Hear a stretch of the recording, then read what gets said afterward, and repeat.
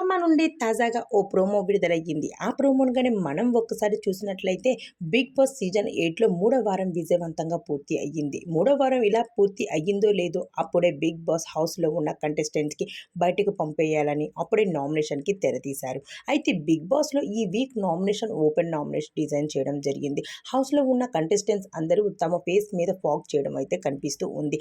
అయితే ఇలా మూడో వారం విజయవంతంగా ఇది పూర్తి అయ్యిందో లేదో అప్పుడే బిగ్ బాస్ అయితే హౌస్లో ఉన్న కంటెస్టెంట్కి రేషన్ టాస్క్ ఇవ్వడం జరిగింది. అయితే హౌస్లో ఉన్న ప్రతి ఒక్క కంటెస్టెంట్ టాస్క్లో అయితే చాలా పోటీ చేస్తూ ఉంటారు. ఎందుకు అంటే బిగ్ బాస్ హౌస్లో వీళ్ళు ఎన్ని రోజులు ఉండాలనుకున్నా ముందు తిండి అనేది వీళ్ళకి పుష్టిగా ఉండాలి. ఆ తిండి తింటేనే కదా వీళ్ళు బిగ్ బాస్ హౌస్లో గేమ్ అనేది ఆడగలుగుతారు. వీళ్ళకి ఇప్పుడు మొదటి లెవెల్ టాస్క్గా బిగ్ బాస్ అయితే ఒక టాస్క్ ఇవ్వడం జరిగింది. అదే టాస్క్ ఏంటి అంటే కుండపట్టు బియ్యం పట్టు అని ఒక టాస్క్ ఇవ్వడం జరిగింది.